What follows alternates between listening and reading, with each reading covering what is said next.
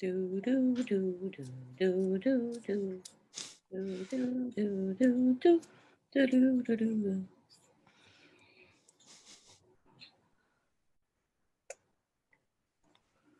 And I think we are live. There we go. All right, look at all the things we can do now with this newfangled technology. Good evening, everybody. My name is Laura Kirby McIntosh, and I'm president of the Ontario Autism Coalition. And hey, other guy on this video, who the heck are you? My name is David Lepofsky. I'm chair of the Accessibility for Ontarians with Disabilities Act Alliance, and I'm a visiting professor at the Osgoode Hall Law School. Ooh, you sound like a fancy guy. Hey, true or false? You have won the Order of Canada. True.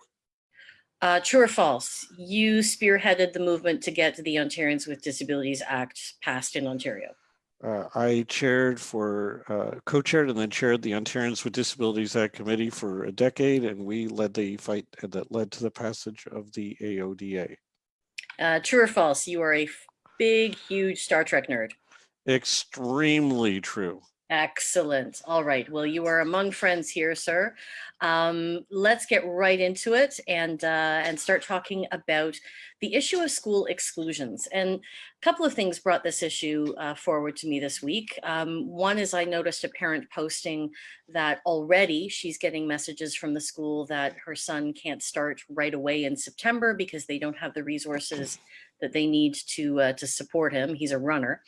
But let's start first. What is an exclusion, and what does that power in the Education Act give a principal the ability to do? Okay, let's go back to the beginning. Every student in Ontario has the right to go to school and to get an education. That's the starting point. Now, there are times that you can lose that right. For example, if a student misbehaves really badly and they are subject to discipline, that discipline could include being suspended or even being expelled. That's called discipline. We're not talking about that. That's a whole system with a bunch of rules about when it can be used, how it can be used, and so on. In the Education Act, there's a rather troubling provision for those who want to write down section numbers. It's 265 subsection 1 subparagraph M. You sound like a lawyer. I'll take that as a compliment, even though it was not meant as such. Anyway, and it provides that every principal at a school in Ontario has the duty to refuse to admit to school a person who is, I'm paraphrasing, a risk to the physical or mental well-being of students. Now, I'm not sure, and there's reason to doubt that this was even ever meant to apply to students. It could have been meant principally for some sort of inappropriately behaved person on the school grounds who has no business being there and being able to eject them. However, it has been used for some years to refuse to allow some students to come to school. The term that the school boards tend to use is a refusal to admit, because the wording of the legislation says that a principal has the duty to refuse to admit to school a person who, and so on. Right.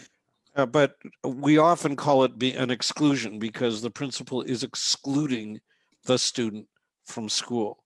Now, the important thing to understand from the beginning about this provision is that it's really broad. It doesn't set out any details about when it can be used or how it can be used or how long it can be used. It does say that the student or their family has a right, if they're excluded from school, to appeal to the school board. So the school board could, the board of trustees could decide to let the student back in, even if the staff don't agree that they should be let back in. But that's all it says. So for example, it doesn't say there's a time limit.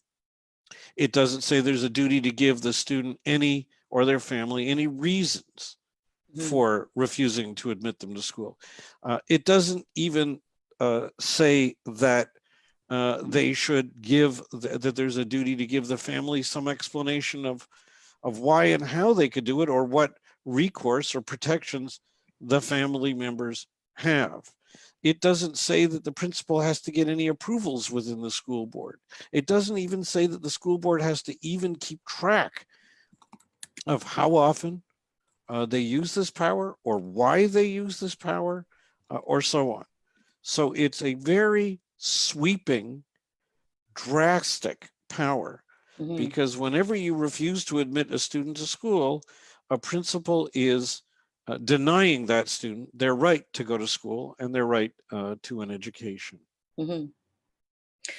And in a way, I guess, everybody in Ontario had their kids excluded from school this year. It's not the same thing, but I guess one thing that's true is that for the first time, parents of students across Ontario learned just a little bit of what it's like to experience an exclusion, to be told, nope, you can't come to school. Nope, we can't really tell you anything more at this time. Nope, we have no idea when you're going to be able to come back. That's correct. The big difference, so to some extent, parents, and the school closure, of course, is totally justified because of the COVID crisis. Of course. But parents and students throughout Ontario, in some ways, experienced what families that are subjected to a refusal to admit have been subject to: being out of school, not being able to have any idea when they're going to come back, or how long this is going to last, or what they can do about it. There are a couple of huge differences that make a refusal to admit even worse than what families have gone through. There are really two. Number one, while kids were at home this spring, with the Ministry of Education in the lead, school boards were expected to try to deliver some kind of education to kids at home. And yet nothing in the legislation provides that when a school refuses to admit a student to school, that they've got to do that. And more when we talk about the report we released today about whether, to what extent school boards feel they have an obligation to do that. But the second thing is, when kids were, students were unable to attend school this spring because of COVID, they all knew that they were all in the same boat, that all their friends were kept out. In contrast, before COVID, if a student was excluded from school, they were stuck at home knowing that all their classmates were at school. They were kept from their friends during the school day.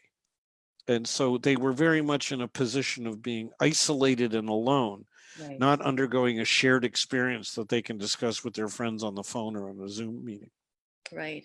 So we know from survey data that exclusions are disproportionately used against students of color and students with disabilities. Can you talk a little bit about the disability perspective on that? Well, there's several reasons that we know this. Excuse me.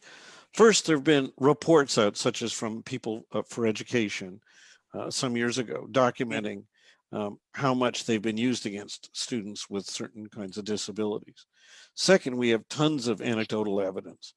Third, to the extent that we are, that the provision is supposed to deal with students whose behavior is potentially harmful, and that may or may not be the reason why a student is excluded, but to the extent that it's thought that that's what this is about, that can bear on students with mental health or other behavior-related disabilities. And we also have a report on the barriers facing students with disabilities in our education system from the Ontario Human Rights Commission, the flagship body for monitoring human rights issues, part of the Ontario government. And that report identified as one of those barriers, a disability barrier, the power to refuse to admit students to school under Section 265(1)(m). And but also, and I keep teasing about the report we released today, some of the policies we found from school boards on this power speak specifically about students with special education needs or with disabilities. So there are at least some school boards who are put it down in writing that they're aware that that's part of this puzzle.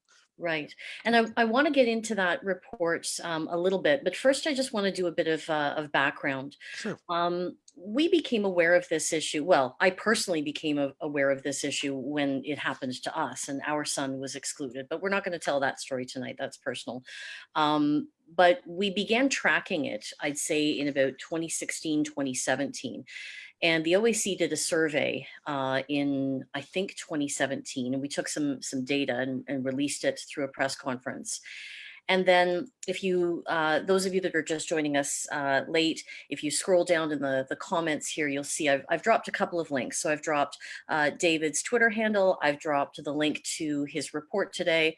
I've also dropped the link to the briefing note that we presented to the Ford government in August of 2018. So very soon after they were elected, we met with the Education Parliamentary Assistant, Sam Oosterhoff, and gave him a full briefing on the issue. Nothing ever came of that. So then, David, you and I teamed up in January of 2019 and did a press conference about that. Tell our viewers a little bit about what we did at that press conference. Well, with no anticipation of COVID coming, you with this was the year before COVID. Right. With no anticipation of that coming, we were already aware that this was a significant disability issue. The AODA Alliance has been campaigning for a barrier-free education system for students with disabilities. If you want to learn more about that, you can go to our website, aodaalliance.org/education. You'll see the whole story.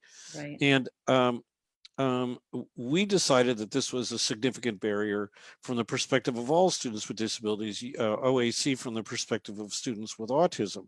So you wrote the then Minister of Education to call for action. You got no answers. So we had a news conference over 18 months ago down at Queen's Park, and we called for the government to do two things. To see this as an important disability issue in the education system for students with all kinds of disabilities, and to, number one, immediately rein in the use of this power, because the government could issue a policy directive, they're called a PPM or a policy and program memo, to school boards, setting some parameters, some real substantial parameters on when and how it can be used. And we also called for a summit, for the government to convene a summit of leaders within the disability community, the parents advocacy community, the school boards. Let's talk about what should be done with this power, how this could all be, the arbitrariness and unfairness can be dealt with. And I want to, before we go further, I want to talk for a minute about principals. Yes. Principals aren't the bad guys. I don't for a moment hold them out as bad people who are doing something nefarious here. They're humans. They are people working hard in our system, trying to serve our kids and dedicated to their education. And doing that work before COVID was hard enough. During COVID, it's even more challenging. They have been given this, not only this power, the provision says they have the duty to do this without the guidance of how to do it. And that is unfair to them. The legislature, the legislation, and the Ministry of Education has really hung them out to dry, floundering and figuring out what can I do, what can I not do. And we know the power has been misused.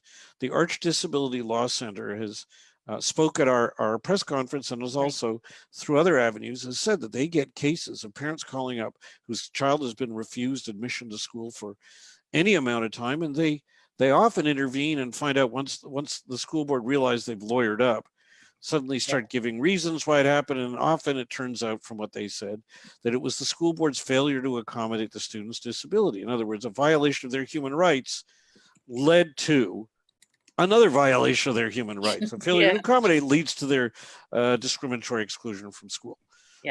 So we know all of that was going on before COVID came along, and you and I and our organizations called for action. Now, all the government did was a couple of months later, in March, if I recall correctly, of 2019, and you were already embarked in the horrific battle to address the unfair cuts to the Ontario Autism Program at that point. But the government announced that they were going to consult, but only within the autism community, on the issue of refusals to admit. Now, Yeah, we which is haven't a problem. publicly seen any results of that, but it was narrowed to kids with autism, when in fact this is an issue, not only obviously an important one within the autism community, but for students with a wide range of different disabilities. Well, and that was always our intent in partnering with you and with Arch Disability Law, was to highlight this as an issue that goes to the broader disability community. Absolutely. And so I've posted in the comments under the video, guys. Again, thanks Beth for putting the link to the AODA Alliance website, and then I've also put up the video from our press conference back then. So we were beginning to get some traction on this issue, and then of course Lisa McLeod blew up the autism program, and we got sidetracked for quite a while. But tell me what your organization undertook after that press conference. You guys started a survey. All Tell us right. a little So bit about that. the road that led to what we made public today is this. The AODA Alliance, and we're nonprofit, we're unfunded, we're volunteer, we're nonpartisan. We decided to do something about this. And to start, we decided we would survey all Ontario school boards to ask them, do you have a policy? What is it? Do you track the numbers? What are they? And so on. So we sent out and I have a team of law students from the Osgoode Hall Law School who volunteered to do work with us. They did a fantastic job. They sent these survey questionnaires out by email to all the boards. We accidentally missed one. We caught up with that a couple of weeks ago so we could cover it off. we got responses back, but we didn't make it public at the time because there was so much else going on and we weren't able to deal with it. But then what happened was, with the COVID crisis underway, we started, and you started to worry that this could become an issue when schools reopen, that there's a real worry that some principals not sure how to include effectively students with certain disabilities during the COVID return to school might resort to refusals to admit as a way to solve that problem. So we actually engaged our law student team again, some of our members, and the one who coordinated, a young man named Connor Campbell. I want to give him a shout out because he did a fantastic job steering the team and helping us pull the report together. The whole team went great, but I'm plugging Connor. He just graduated and has poured hours, even post-graduation, into helping make this a success. Anyway, we sent the questions out a second time. We decided let's give everybody a second chance. And we then took the results and put them together into a 62-page report that we've made public today. Now, before I tell you about the results, I want to tell you about an email I got shortly after we sent the email. The survey was addressed to the directors of education of each school board, to the best we could find a way to reach them. That's essentially the CEO of each school board. Well, I got an email one day a year ago, February, from a private sector lawyer at a private sector law firm. And she identified herself as representing an organization of directors of education. I think it's called CODE, the Council of Ontario Directors of Education. They'd retained her to get some information about this survey. So I got on the phone with her. We had a lovely chat, and I followed up with an email to her, which is attached to our report. But essentially, these directors of education getting this question collectively hired a private sector lawyer to ask us, like, why are we asking and what are we going to do with the information? Well, to me, this was astonishing because, for one thing, the email in which we asked the survey questions, it made it absolutely clear why we were asking. We want to find out what their policies are and what we were going to do with it. We're going to do a report making them public. So, but there obviously some nerve was triggered. They had to go spend taxpayers' money on a private sector lawyer to call. And the other thing that was bizarre is, like, any of them could have just emailed or called us. I would have been happy to talk to them. But this matters, and it doesn't matter just because it shows sort of a weird reaction, but a sensitivity perhaps on their part to the issue. Pardon me. But it means that before they answered our survey, they clearly had obtained independent legal advice at the highest level of our school board system. Now, what did we find out? let me tell you this. Number one, only, I believe, a minority, or pardon me, I think only half of the school boards, this is all in the report, even answered our survey. That is to say, half didn't even answer. So let me pause you for a second. How many school boards are there in Ontario? Well, we were working from the number of 72. Okay. So And I want our viewers to just take that in for a second, because when we're fighting systemic issues in education, this is actually one of the biggest barriers. There's 72 different school boards, and they often have 72 different policies about things. well, So, and it must be remembered, these are public sector organizations paid for by tax dollars, yep. governed by elected politicians called school trustees, with an expectation and a duty of openness. We didn't even get answers from, and some of them, a small number, wrote and said either we'd have to file a freedom of information request or we'd have to submit our request to their research committee. Now, of those that did answer, a number of them, the numbers are all in our report, and there are appendices that list which ones answered and which didn't, and so on. But a number of them said, we don't have a policy.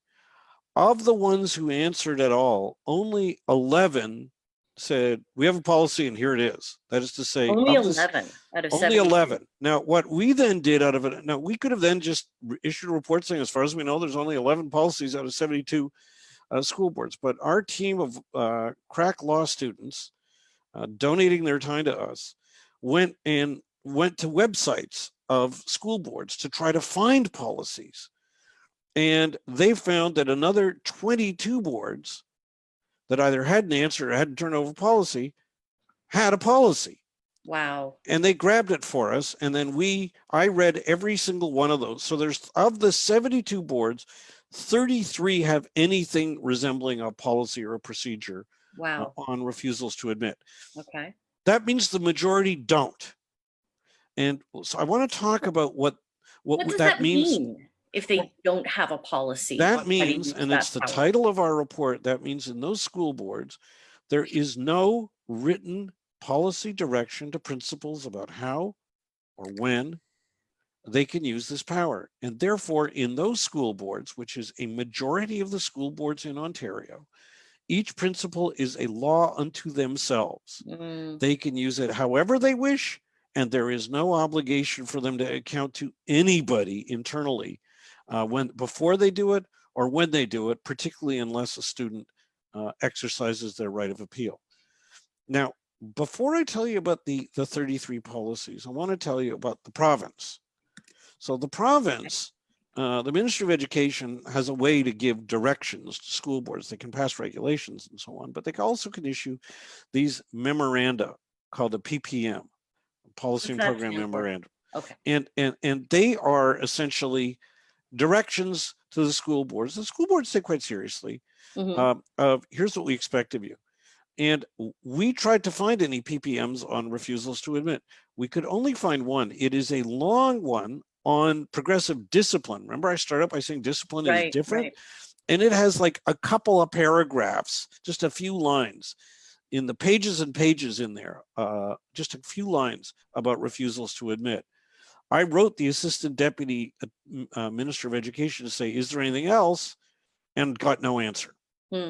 So we start from the fact that for the majority of the boards, there is virtually no guidance from the province, and each principal is a law unto themselves. Now, what about the others who have a policy? I've read every single one of them. Wow. And our report. But let me pause you for a second. How long did that take? Well, it took a lot of time, not just to physically read them, because some of them are just a page or two, but a ton of time to read them and analyze them and then write a 62-page report that then my student, Mr. Campbell, did an amazing job of fact-checking and helping plug in and correlate, make sure we didn't get anything wrong. And it went through a lot of drafts. This is volunteer work. We just have a quick question that's come in from Natalie. Did you write the French school boards in French? I believe we wrote them only in English, but we did get answers. Okay. I can't remember what my team That's okay. did, but we did get answers and we ran them through a translator for me to work Nice. with Google Okay. Translate. So I was So able you to work with it. But So we did, you let, we, let let's just recap a little bit for people that are just joining us now, because that's happening. So you sent out a survey to all 72 school boards, asked them, do you have a policy on exclusion? If so, can we have it? They lawyered up first. About half of them didn't answer you. You got answers from about 35 school boards. You read them all. And when you read them all and you worked with your students on the analysis, what did you find? Was there consistency okay, between those policies? what we found is that they're all over the map. So Okay. some of them are just a page or two. Some of them say almost nothing more than what the provincial PPM, the Policy and Program Memorandum, says. Mm, Some of them are very detailed, and they are quite inconsistent with each other. So a student that is subject to a refusal to admit at one of the 33 boards for which we were able to obtain a policy from the board, or a procedure, they use those terms to refer to different parts of this, but from our point of view, it's all a policy.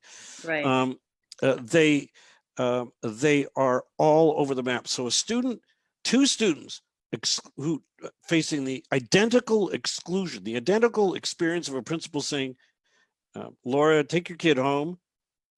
You may not have your child is not allowed to come to school. Yeah. There are radically different rules depending among those boards. So And what's some of them, I want to make it clear, some have good provisions, okay. some have very weak provisions, some Right. have bad provisions. And what we do in the report, and if somebody wants to read it, though, the details are there with quotes and everything. Yeah. No, I've It took linked a it. lot of work. What we did is we lifted examples of good provisions and Mm-hmm. listed in the summary about 17 of them and said, this is what we need the province directing school boards to do. And they're in every case something that at least one board is doing. Right. So that's at the big picture. What we have is wild variations and completely arbitrary differences in practices. There's no and there's no way that anybody can say. One of the mantras you get from the Ministry of Education is, Mm, "Well, we leave it to each school board to address the local needs of their students and their families as they best perceive them." It's this sort of deferential respect to their local expertise. In this context, it would be complete hogwash. Complete well, hogwash. so Due like process how, and fairness is the same wherever you live. that's just what I was going to ask. How could it be that a student is excluded for a certain behavior in one board and not in another? Or like, are there differences in the length of time that a student can be excluded? Yes, some of them set a time limit, some don't. One of them actually acknowledges it could go from June all the way into September Aye. Okay. without any requirement of any review. Some require the principal, before they exclude the student, to take certain steps, such as um, uh, uh, dealing, at least notifying, if not getting approval from more senior officials in the school board. Some don't. Some even, at least one, and I'm not doing a bean count of how many do one versus how many do another, but Okay. I know there's at least one that says that the letter. Some of them say you've got to put it in writing. Now, you got to remember, the Okay. school boards that don't have any policy, therefore don't even require it to be put in writing. Some require that the family be given the reason for the exclusion. Others don't. Right. Some require the letter, at least one, be co-signed by the principal and a higher up within the school board. Others Mhm. don't. Some require the school board, if they do exclude, to provide educational plan for the student while they're away from school. Others don't. Some require a process of working with the family to try to get the student back to school as soon as possible. Others don't. It is as diverse as Ontario, and there is no policy reason to justify any of this. So I mean, David, you're sure. you're you're you're a lawyer. How does that how, all the things that you've just said, that it is possible that in a school board that doesn't have a policy on exclusions, that they could exclude a child for an indefinite period of time without sending a letter to their parents and without providing the reasons for the exclusion and without providing any educational supports for that student. Like that's technically possible somewhere in Ontario right now, is what you're saying. Under the vague wording of Section 265, and in the absence of proper detailed directions from the province, it's not only possible, but from what the Arch Disability Law Center has advised, it has happened, and they've had to represent people in those situations. So let's talk about that, because I want to bring this down to the individual families that are affected by this. Some of the people that are commenting on this video right now are saying that it's happened to them. Some of them are very worried that it's going to happen to them. So how does all of this sit in the context of human rights law in Ontario? We know that there's been human rights cases that have been brought before the tribunal about exclusion, but by and large, they haven't been terribly successful. What recourse is available to a parent that has a child with a disability that's been excluded for behavior that's related to their disability? Well, okay, let me begin by saying, because I'm not in private practice, I can't give individual legal advice to anybody. Let me give you some just broad principles. Broad generally. First, under the provision itself, there is a right to bring an appeal to the school board. Now, I will tell you that the policies of different school boards vary radically on the conduct of that appeal. So that, for example, a couple of school boards say the parents or family only get 15 minutes to present their case. I mean, I'm chuckling because it's so absurd. Yeah. You know, the child's very right to an education is at stake. They may have a more complicated story, but get it into 15 minutes. And, I mean, I get more time on Steve Pakin's show when I get to do an interview there. I mean, that's just ridiculous. So there are some no, hold on, Laura. I got to just tell you one of the other absurdities. Some of them, in some cases, if the family brings an appeal, the school board officials are supposed to first present to the trustees why they say the exclusion from school should continue, and then the family is called on to say, no, here's why that's wrong. So other school boards say, no.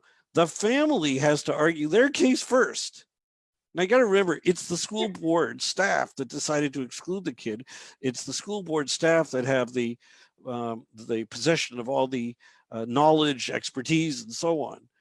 And the family is supposed to anticipate what they're going to say and then and try to argue it before they hear it. I mean, it's well, exactly. And like one of our members, Fernanda, is asking, but how can a family appeal something if they haven't been given a reason for it even happening? And I would further add, how ridiculous is it that the burden is now placed on parents to stand up at their local school board office in front of the entire board of trustees and make legal arguments? I mean, I know you're a lawyer and I teach high school law, so it wouldn't be difficult for us, but what about for a parent that doesn't speak English as their first language? Or what about a parent that just doesn't like public speaking? That's a horrible process. Or who doesn't have the skill of cramming their complex case into 15 minutes. I'm used to arguing cases in the Court of Appeal with time limits. It's not easy. Yeah. It's incredibly unfair, and it's incredibly arbitrary from one part of the province to the next. Now, I want to answer your question fuller. So one option is an appeal.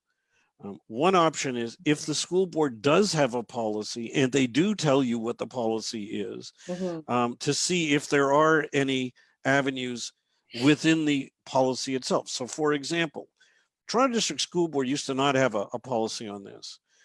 I am on its Special Education Advisory Committee, or SEAC, and for 2 years I was its chair. And under the period when I was a chair, we put this on the agenda. We raised issues.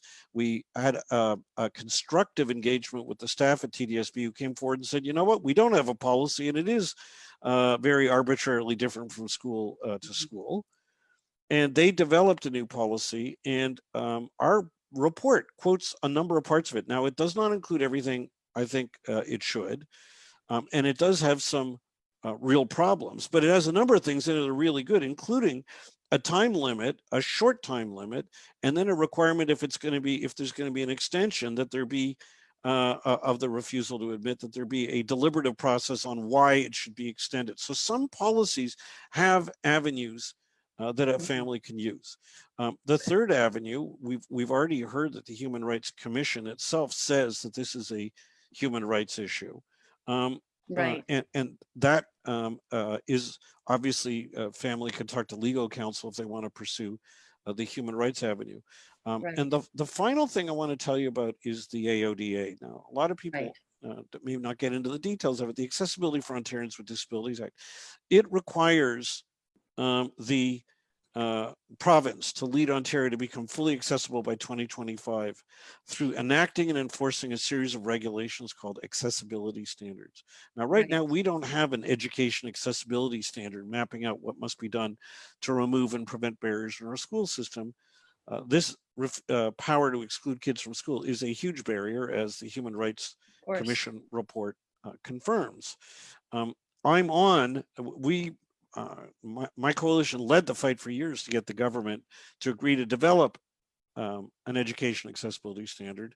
There's an advisory committee, a kindergarten to grade 12 standards development committee, now developing recommendations for the province. I'm on that committee, and we are very public.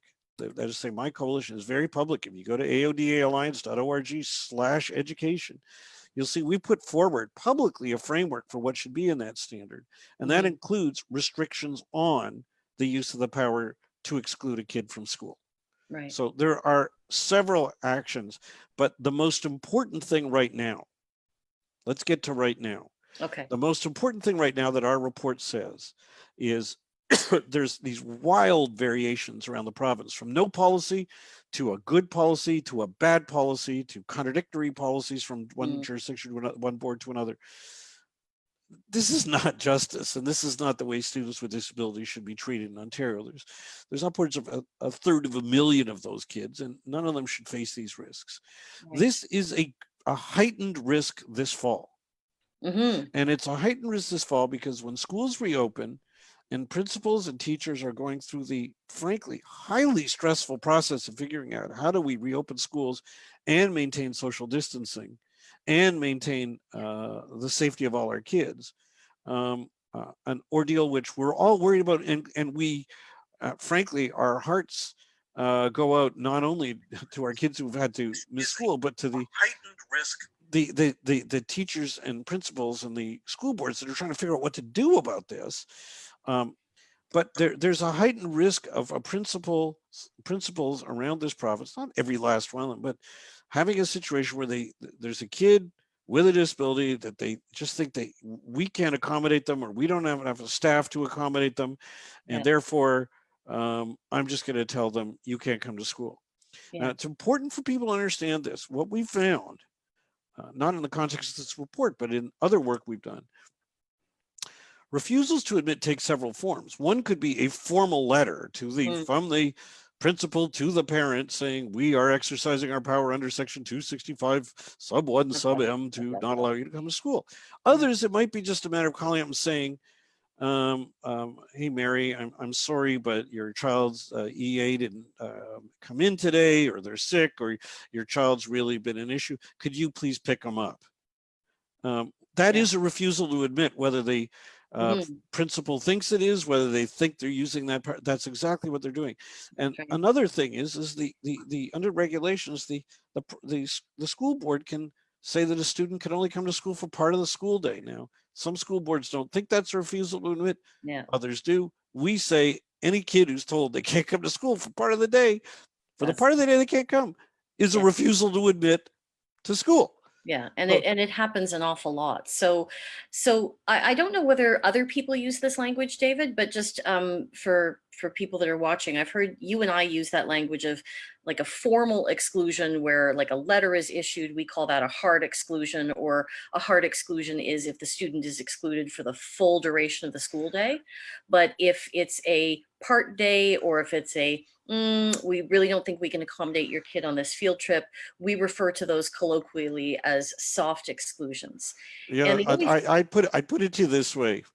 If you smack me, it's a smack. It feels like a smack whether you say, and here's a letter that just confirming that I just smacked you. Yeah, Okay, exactly. like seriously, Yeah, no, these are all a refusal to allow the child to either come to school or stay at school for the entire school day.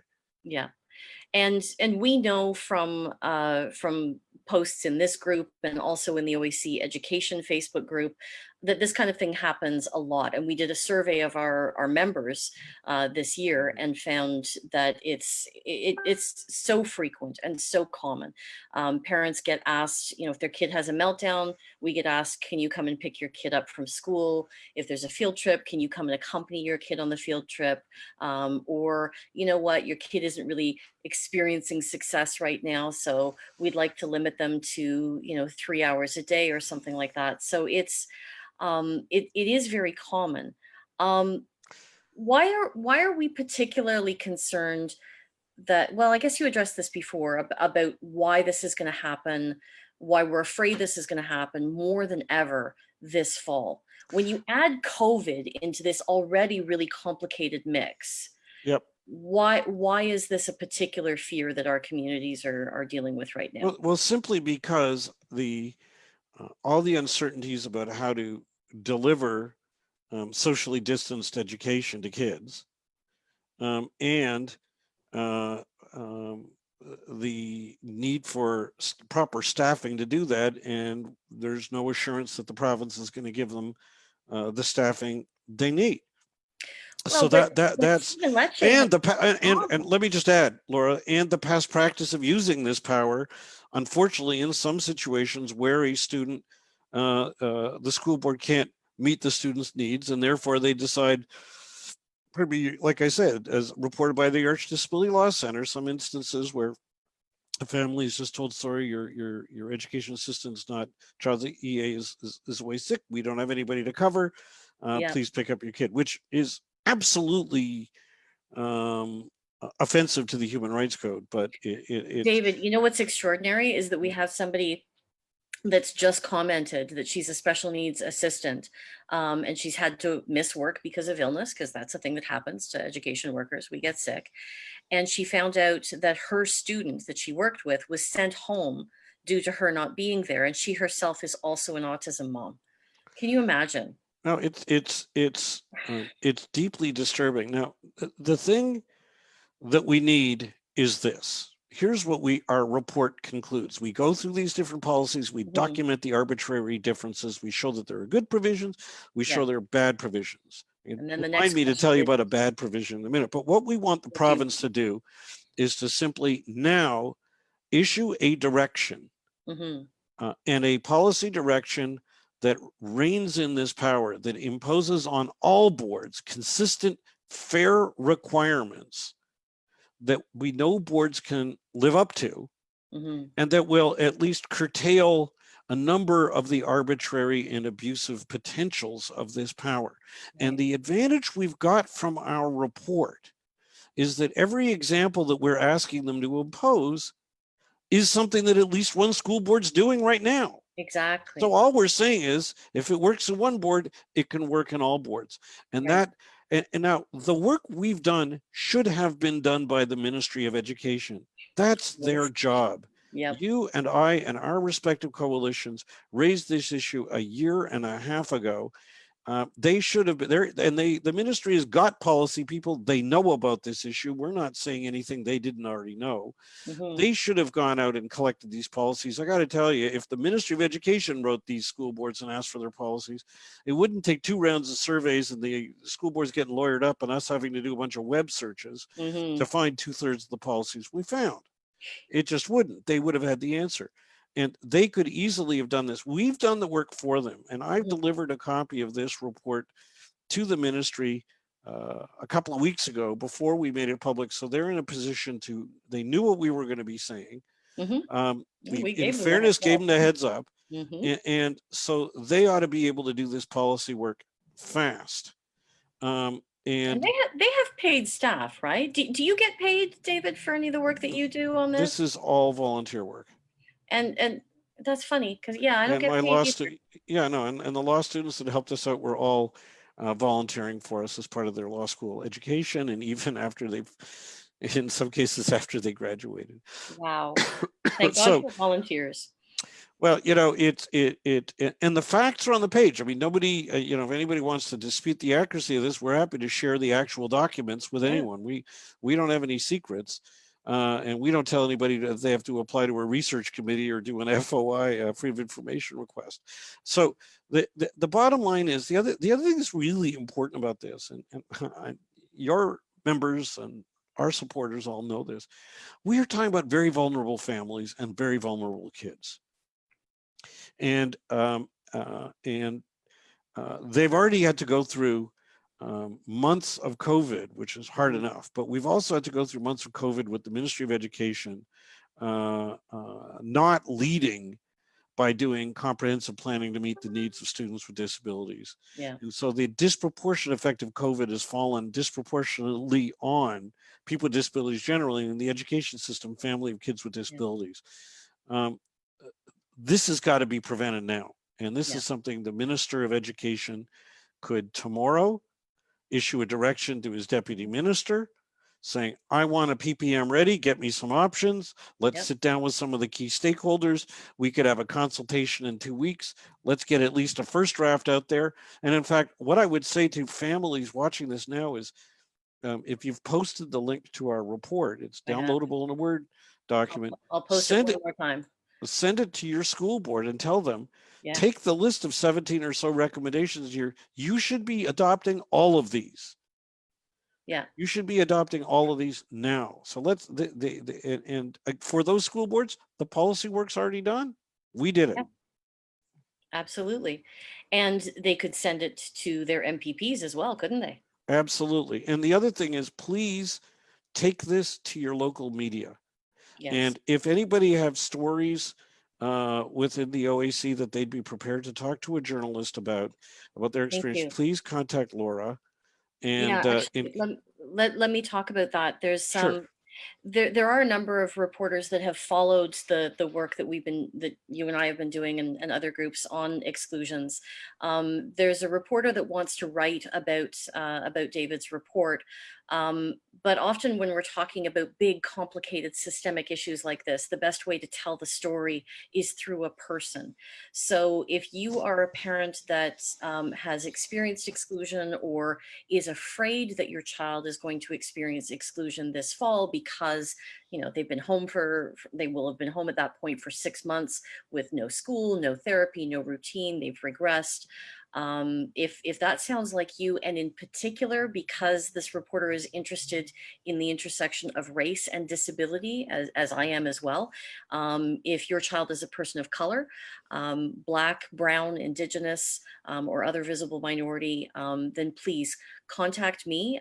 You can email me, and I'll put my email address in the comments right now. But we'd really like to help humanize the story of exclusions. Laura, let me just offer a couple of other things that we'd like to invite from the perspective of the AODA Alliance. The Ontario Autism Coalition and the AODA Alliance collaborate on a number of issues, and it's been quite successful because in us getting some issues brought forward. If you would like to, we at the AODA Alliance, we provide email updates. This report went out today in an email update. If you're on our list, you would be the first to know about it. If you want to get our email updates, you can either go to aodaalliance.org, and there's a sign up link right there, or aodaalliance.org, or you send an email to an address I'm about to give you and just say, sign me up. And that email address is aodafeedback@gmail.com. That's aodafeedback@gmail.com. You can follow me on Twitter at David Lepofsky, if you can put that up there again. Okay, yeah. And we also have a Facebook page. We'd love you to like our page. And we post there. And that is facebook.com/accessibility for Ontarians with Disabilities Act Alliance. I know that's long, but one way or another, there's lots of ways to follow us and find out. I'm actually tweeting members of the legislature about this issue now. If you follow at David Lepofsky on Twitter, all you got to do is just click retweet on each of those tweets, and you are helping us mount pressure on this issue. And we know in the OAC how to do a Twitter storm. So, um, so I guess let's do some closing thoughts here. I I want to remind our members just that this is a thing that can happen, that your board may or may not have a policy. You can find out if they do by reading David's report. If it's something that does happen to you, you should know that you have a right to an appeal, whether or not the board that you're dealing with tells you that.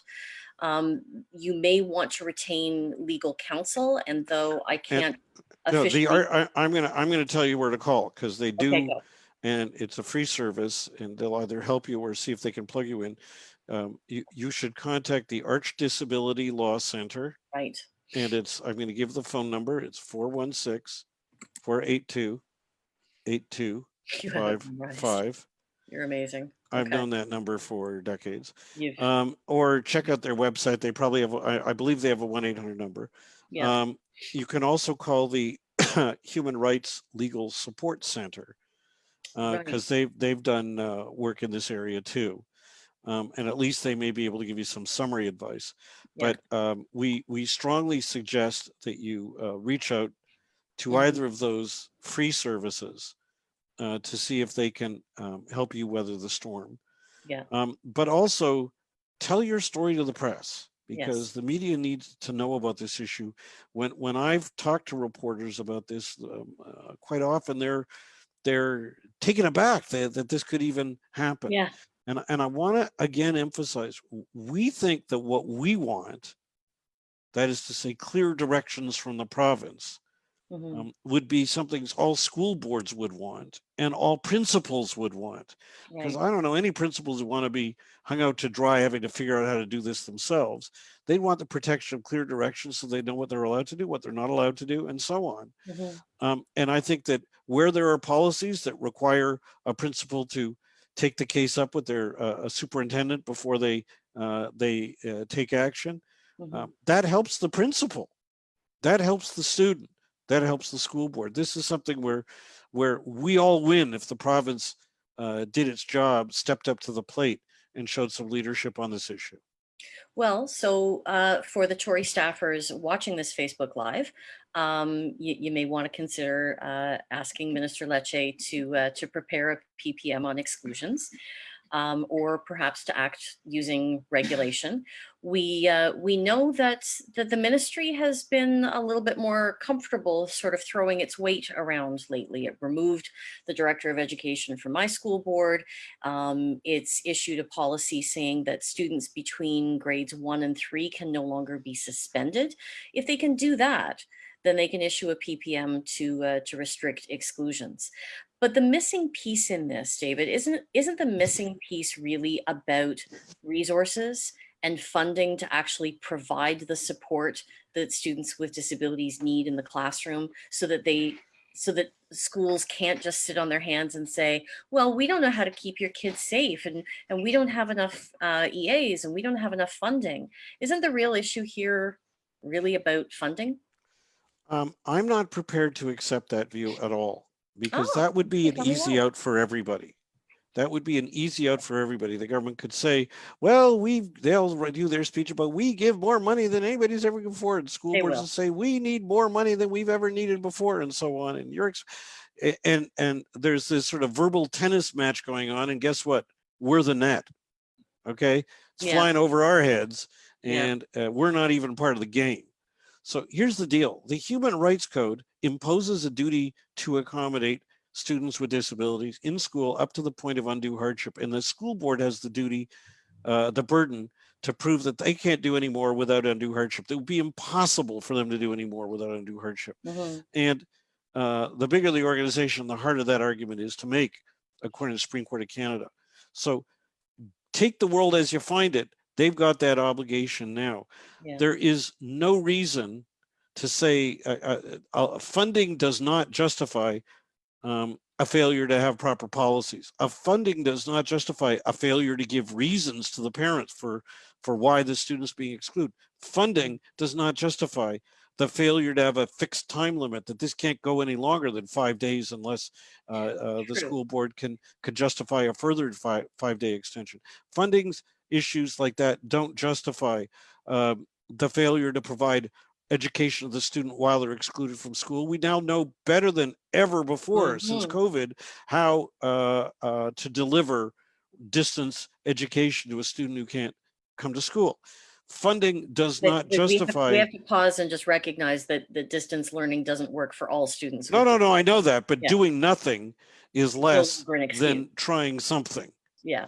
Okay, so funding doesn't justify a failure to require oversight by a superintendent to make sure this power isn't abused. A number of school boards do not keep track of how often this power is used or why. Yeah. And that's not, the province doesn't require them to. Funding doesn't justify that. School boards are required to gather tons of other data. Here, I'll give you one that the Toronto District School Board Special Education Advisory Committee smoked out. Right now, or up until now, the province is not required that there be a unique attendance code for kids away from school on a refusal to admit.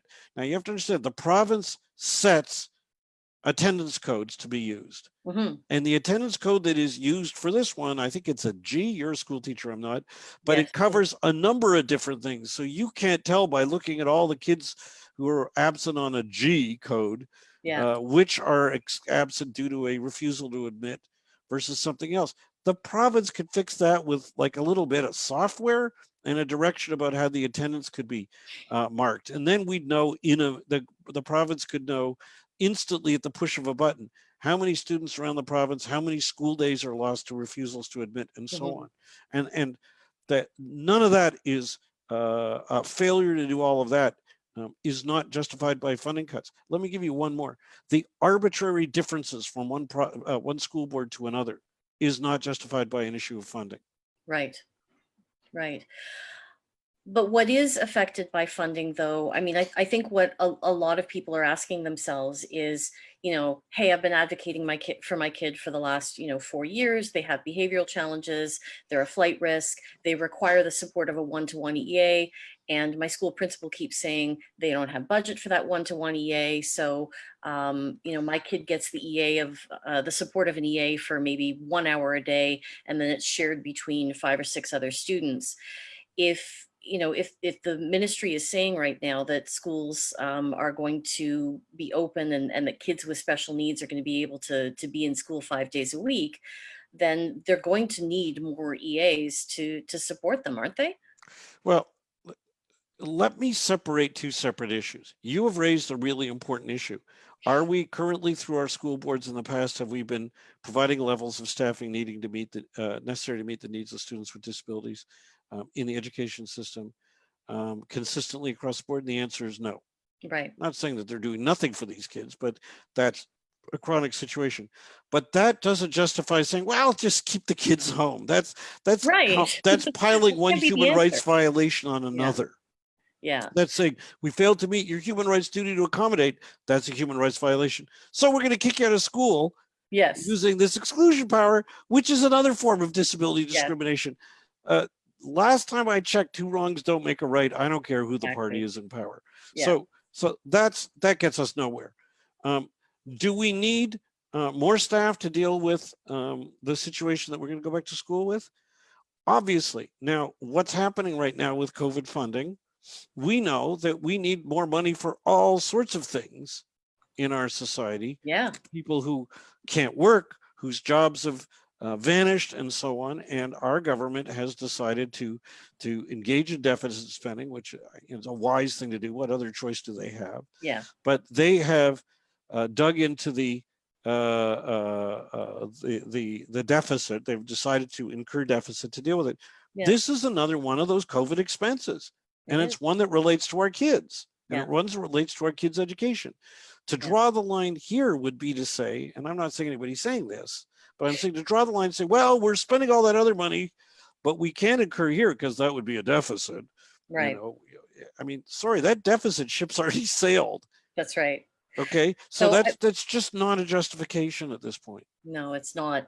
However, I think what I want to do for a second, if I can, David, is just talk to the the parents that are watching this video or that will watch the video in the future, when you're sitting there at the meeting with the principal and a whole bunch of other school or school board staff across from you, and they say, yes, we know that your child needs, you know, the support of a one-to-one EA, but we can't do it. We don't have the budget. I need you to practice a couple of lines, folks. It's really hard at first because we are caring, compassionate people. And of course we care about all students, but when they say, we don't have the budget for a one-to-one EA, you need to say, that's not my problem. My problem is my kid requires that. And if possible, you get working on a safety plan that and you get recommendations from your child's pediatrician and their behavioral team, and you make it clear that's what my child requires. The fact that you don't have the funding is not my problem. My problem is I need to know how to send my kid to school and be sure that they're going to be safe. And when they challenge you on that, at a certain point in that meeting, you need to drop the word liability and say to them, okay, so if I've told you in advance that my child is prone to bolting or running away when they're having a meltdown, and you're saying that my child can't have a one-to-one EA, when my child does run away, if they get injured on or off school property, who here is going to be liable? And you'll notice, and I've had to do this in meetings, you'll notice that the conversation changes very quickly. Now, David, I know you're a lawyer. I'm not going to ask you to comment on the legal wisdom of that approach, but there's a number of parents chiming in here that are talking about that, because the risk, if you don't stand your ground, if you accept it, then as your child ages and perhaps their needs increase, it gets harder and harder to access that. So it's not an easy thing to do. I'm directing members. We've got an education advocacy toolkit on our website with all sorts of resources. It was actually, it was written by our former vice president that you know, David, Melanie Battaglia. They're fabulous. Yeah, who's fantastic and who works at Poor and Disability Law. And it really neatly and concisely summarizes some of the key things that that you need to know when it's time to fight for and advocate for your kiddo. I want to emphasize, guys, it shouldn't be like this. It really shouldn't be this hard to send your student with a disability, your child, to school. But it kind of is. And then when you add COVID on top of it, it just gets all the more complicated. So that's why I think David and I really want you to join us in this fight to say to the government, hey, look, before September, you need to issue some sort of directive to boards saying they can't use this power against our kids in the fall, because they've already got and they need to go them. and they need to go further. They've got to give the detailed directions, not just a direction say don't do it, because that just sounds like a okay, now what do we do? And it's important. The other thing I want to share is first, if you get into a situation like Laura just described, where you're across the table, get on the phone to the Arch Disability Law Center.